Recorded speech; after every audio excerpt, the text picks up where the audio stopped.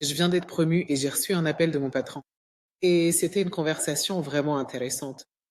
En y repensant maintenant, il m'a dit, waouh, Usha, pour être honnête, on ne pensait pas que tu tiendrais le coup. On pensait que tu allais démissionner il y a longtemps. Tu es tellement résilient et pour être tout à fait honnête, il le disait comme un compliment. Et à ce moment précis, je l'ai pris comme un compliment. J'ai pensé, oui, je suis résilient, mais je crois que quelques jours plus tard, j'ai laissé le compliment faire un peu plus d'effet. Et ça sonnait comme, tu as survécu à quelque chose qui aurait dû te briser. C'est ce que je me suis dit à ce moment-là. Et en réalité, on adore les histoires de ténacité, la ténacité et la résilience. On célèbre vraiment ce genre d'histoire, arrête. On adore entendre parler de gens qui ont franchi des obstacles, qui ont réussi. Ça nous inspire vraiment. Et la résilience, c'est une bonne chose. Ça peut être une bonne chose. Mais toute résilience n'est pas forcément bonne. Et je suis là pour en parler. Toute résilience n'est pas forcément bonne. Parfois, c'est juste pour faire bonne figure. Parfois, c'est vraiment une question de survie. Et ça, je peux en parler.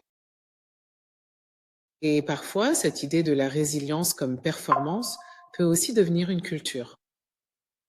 Alors, si tu fais partie de ceux qui ont déjà ressenti ça, tu vois, tu l'as déjà ressenti, je ne suis pas sûre de ce qui t'appelle. Si pour toi, la résilience est forcément une bonne chose, alors cet épisode est fait pour toi.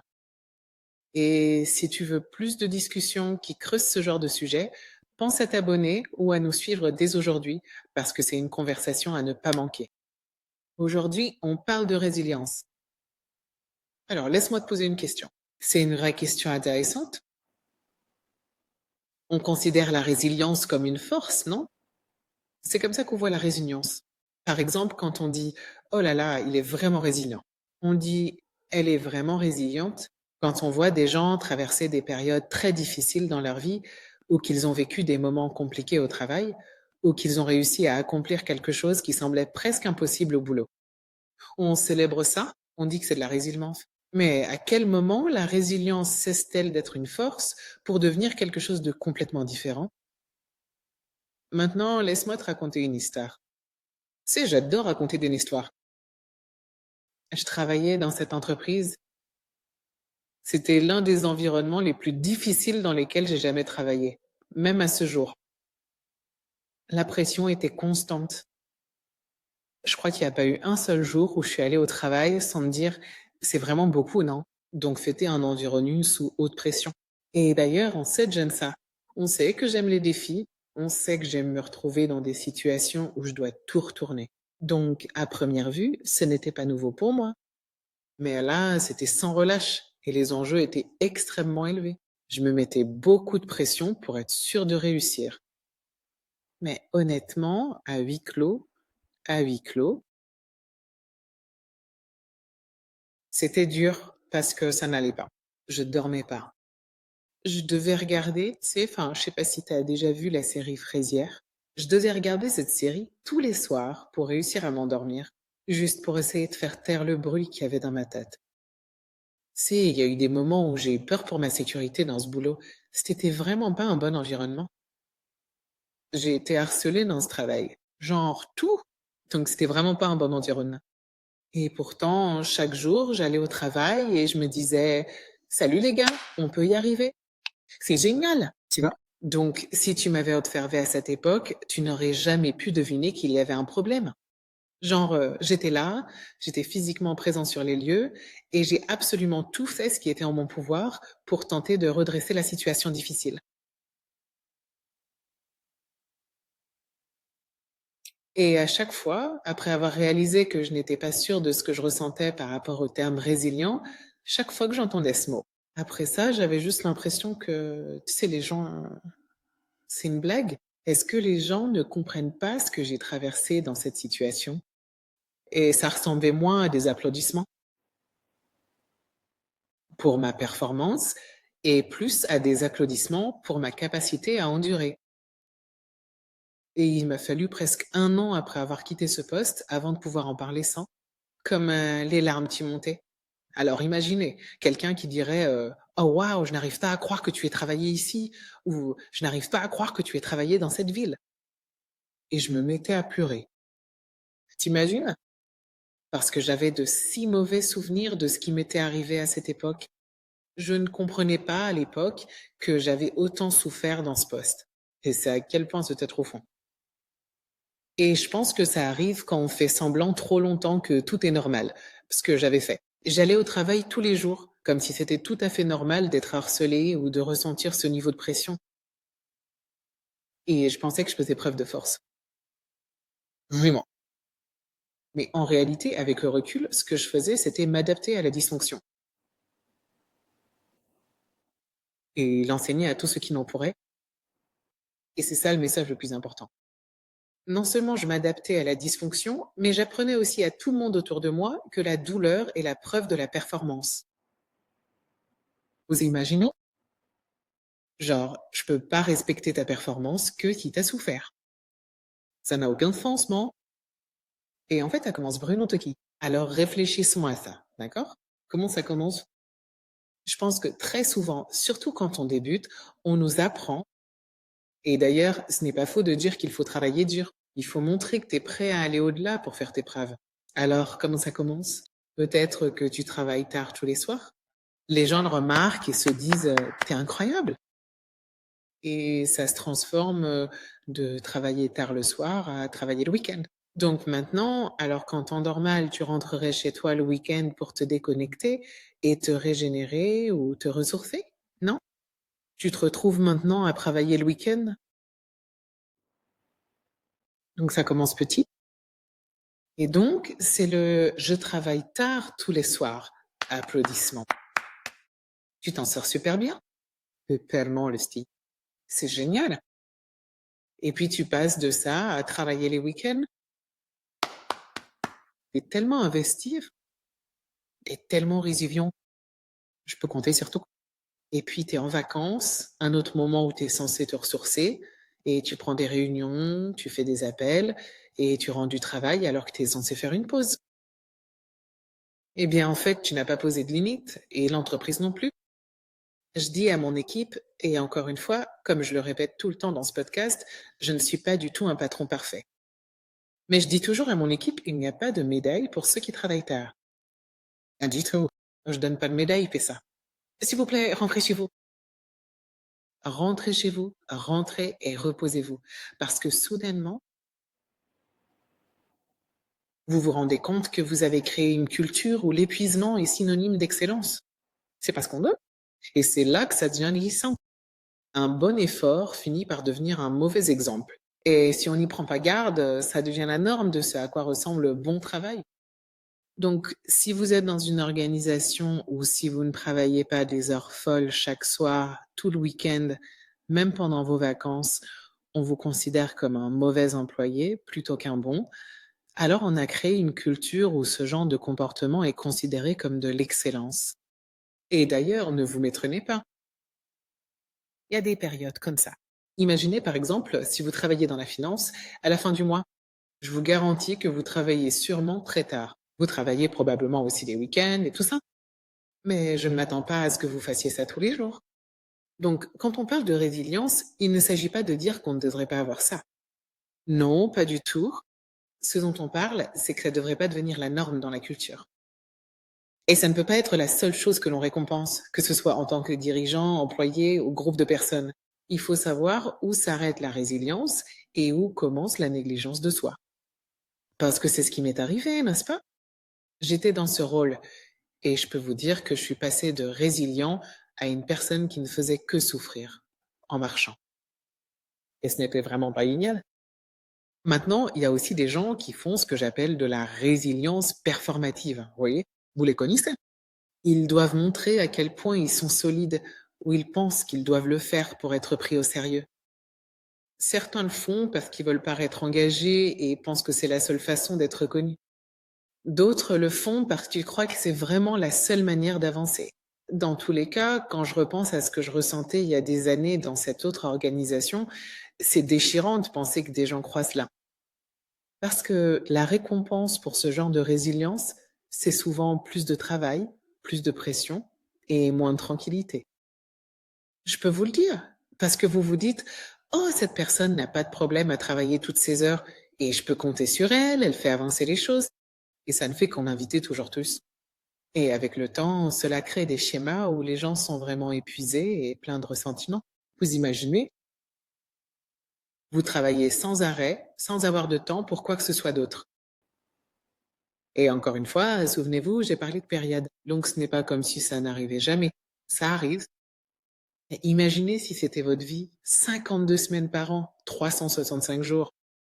Vous allez finir par ressentir un peu dans le cœur. Vous allez vous dire, il faut que je trouve autre chose. Ce n'est pas tenable. Et ce n'est bon ni pour les employés, ni pour l'organisation. Si l'idée de la résilience, de la performance vous dit quelque chose, vous devriez partager cet épisode avec un manager ou un responsable. Qui a besoin d'entendre ça? Parce qu'on veut que les gens en parlent de ça. On ne veut pas, parce que ce n'est pas quelque chose qu'on devrait normaliser, non? Donc on veut que les gens en parlent.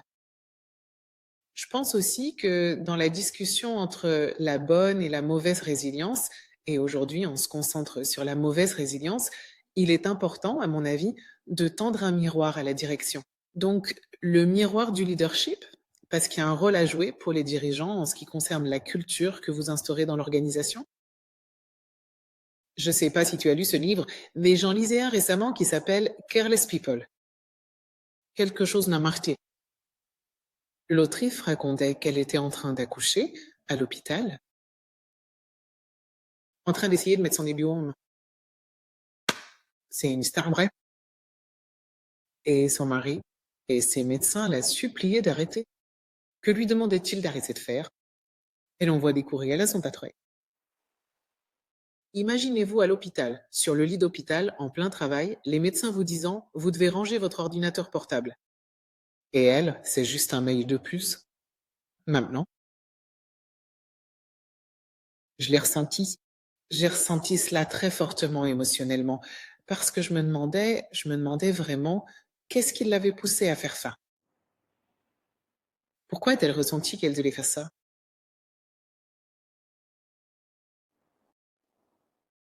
Personne ne devrait ressentir ce genre de pression, ni de la part de son patron, ni de sa culture, ni de soi-même. C'est tout simplement juste. À un moment où tu devrais te concentrer sur toi-même, tu te dis, il faut absolument que j'envoie ce mail. Alors qu'en réalité, je te promets, je ne sais même pas de quoi parler ce mail. Je ne m'en souviens pas, mais est-ce que le monde entier se serait effondré si elle n'avait pas envoyé ce mail? Bien sûr que non.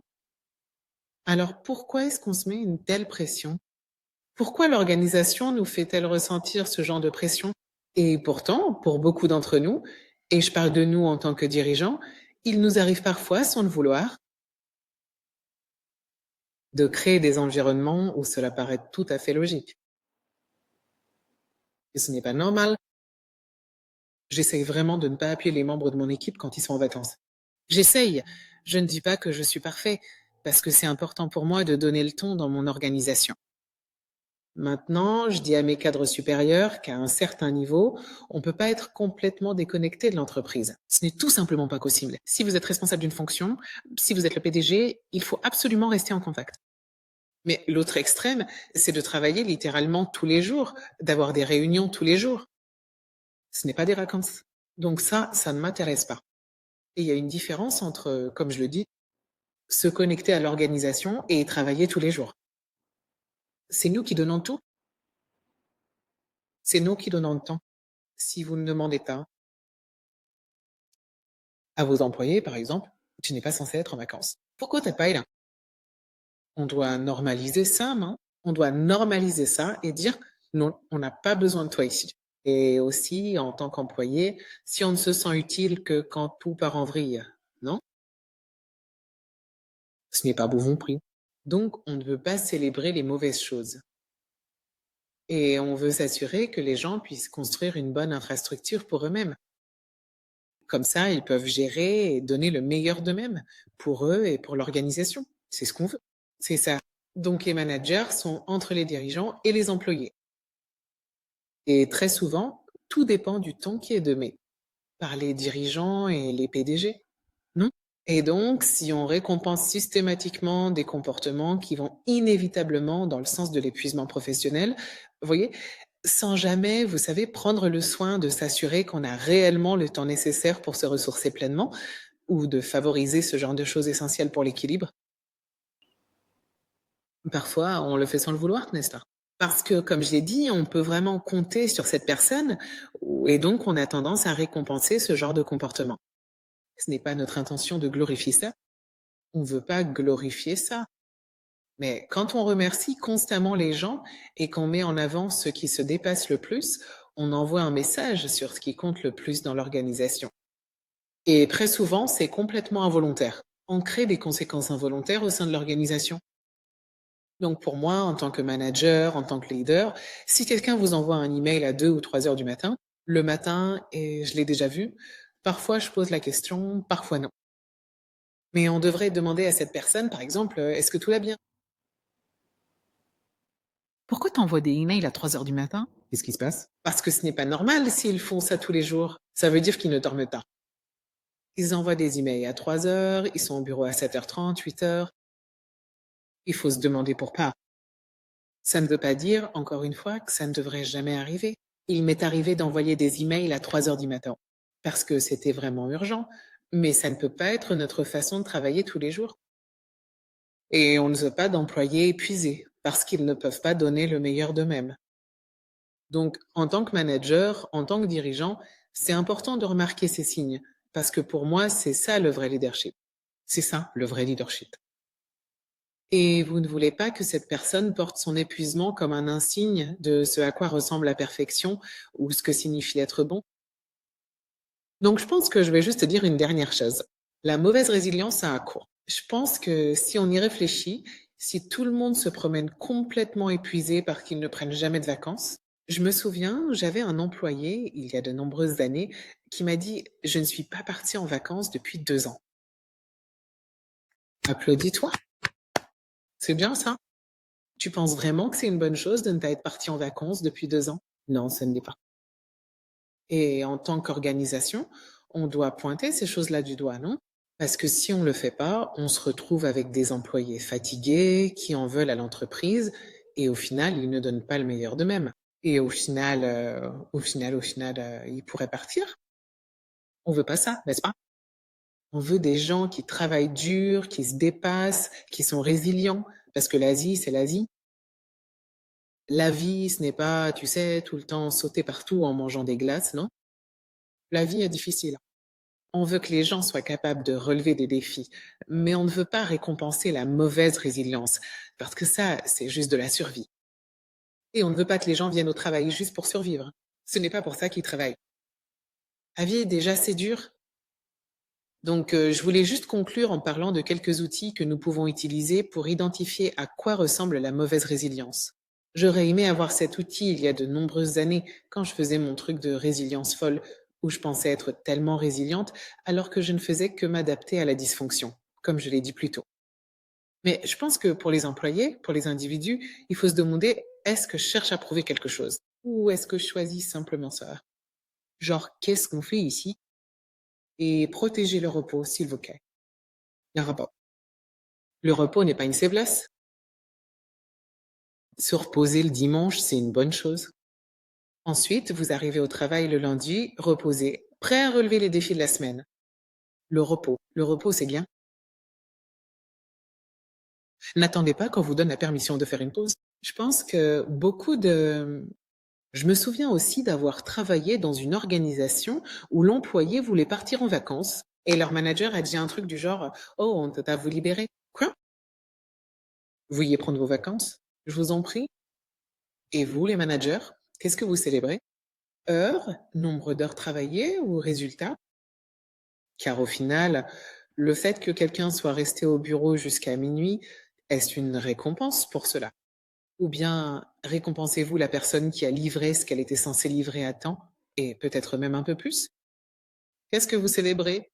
Vous devez vous auto-évaluer là-dessus. Je pense qu'il est important pour nous, en tant que manager, de repérer des schémas. Est-ce qu'ils vous envoient des mails tout le temps à 3 heures du matin? Si c'est le cas, ce n'est pas bon signe. Sont-ils toujours disponibles? Ça veut dire qu'ils ne posent pas de limites. Sont-ils toujours fatigués? Par exemple, si j'entends, vous voyez quand j'entends des gens dire: «Oh là là, je suis crevé». S'ils me disent ça, genre tous les jours, je leur demande: «Qu'est-ce qui ne va pas chez toi? Qu'est-ce qui ne va pas? Qu'est-ce qui se passe? À quel moment te sens-tu dépassé?» Donc c'est notre rôle de nous assurer que nous faisons attention et pour les organisations, je pense qu'une chose très importante, c'est de créer une culture où les gens peuvent poser des limites, non? Sur la façon dont ils peuvent travailler efficacement pour vous. Et donc il ne s'agit pas de s'attendre à une réponse à 3 heures du matin, parce que c'est tout simplement déraisonnable. Comment définissez-vous la performance dans l'organisation? Parce que nous voulons une performance durable. Nous ne voulons surtout pas d'employés épuisés. On veut pas ça. On veut pas ça. On veut pas d'employés constamment fatigués, parce qu'alors ils ne peuvent pas relever le prochain défi et il y aura toujours un nouveau défi. Nous voulons aussi nous assurer que nos dirigeants reconnaissent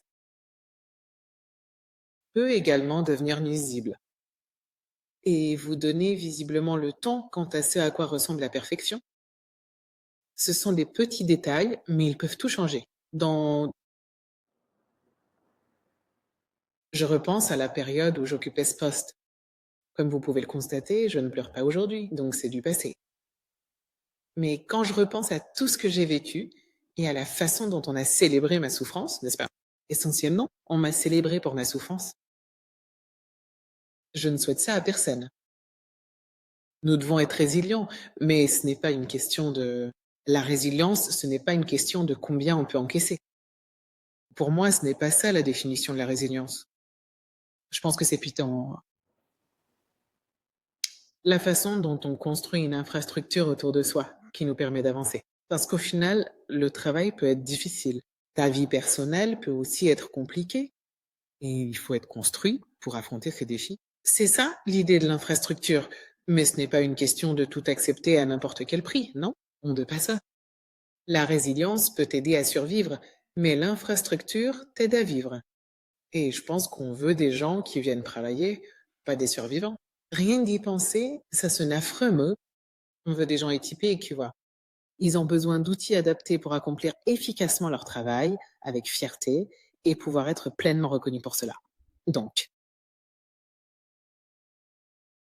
arrêtons de glorifier la mauvaise résilience. Arrêtons de glorifier la souffrance. Ce n'est pas normal.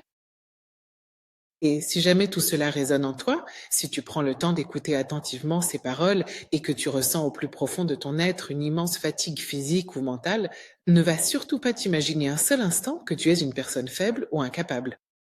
Tu n'es pas faible, d'accord? Tu as probablement juste besoin d'une meilleure infrastructure. Et par infrastructure, j'entends des dynamiques. Je veux dire, le fait que tu aies besoin d'un système de soutien, etc. Si tu n'as pas encore écouté mon épisode sur l'infrastructure, c'est-le. Tu n'as pas à prouver ta valeur par la souffrance. Je suis là pour vous dire de ne pas faire ça.